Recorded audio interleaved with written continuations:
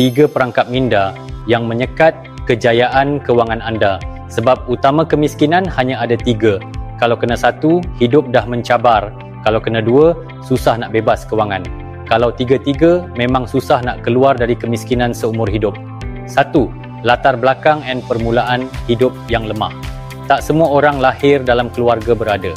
Kalau anda lahir dalam keluarga biasa, tinggal di kampung kecil, peluang kejayaan memang lebih mencabar.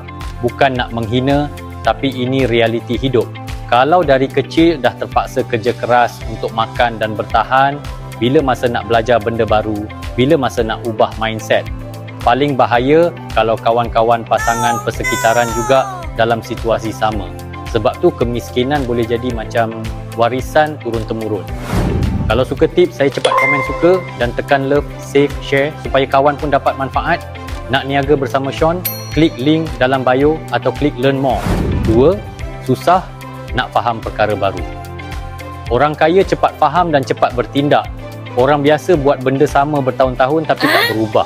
Walaupun rajin dan sanggup kerja keras, tapi kalau tak nampak peluang, akan ulang kesilapan sama dan terus hidup susah.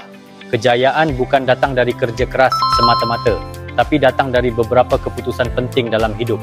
Kalau selalu buat keputusan yang salah, maka hidup takkan berubah. 3. Nafsu belanja yang tak terkawal. Ini yang paling susah nak ubah.